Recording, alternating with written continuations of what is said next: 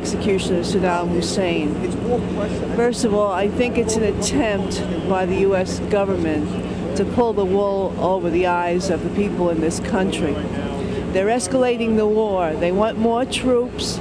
They want billions more for the military. Meanwhile, close to 50 million people here have no health insurance. There are layoffs right and left around the Christmas season. Wages for the lower half of the population are lower than ever.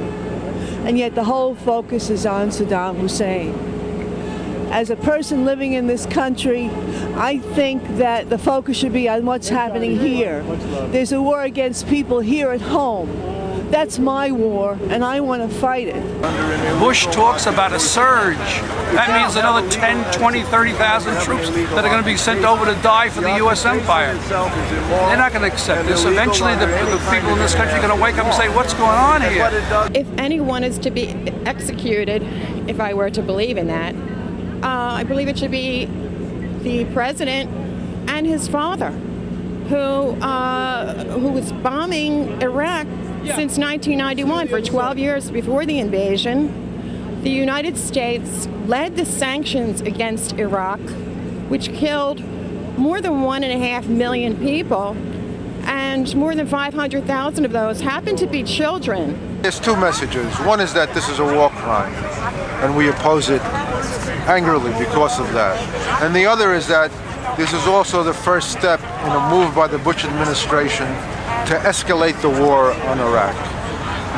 The elections last year, was a message that the people of the United States want to get out of Iraq. The Iraq Study Group, which are the advisors from Bush's own father's administration, was trying to provide ways for the U.S. to get out, and a declaration that the war has been a disaster. Bush is now, by executing Saddam Hussein, is a sign that he is ignoring this advice, he's ignoring the wishes of the United States population, and he's going to escalate the war. What we're looking at now is a plan to increase the number of U.S. troops there.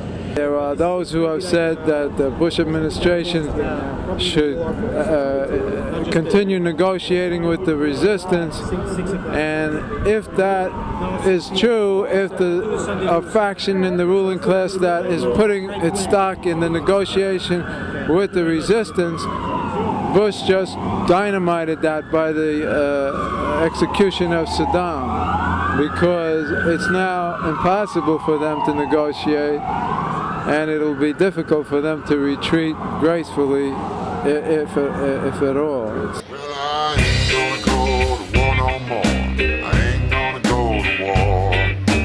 Who said you said what I'm for? I ain't gonna go to war. He ain't gonna go to war no more. Well, I ain't gonna go to war no more. I ain't gonna climb aboard. Wave your flag till your arms get sore. No, I ain't gonna go to war. No, we ain't gonna go to war no more.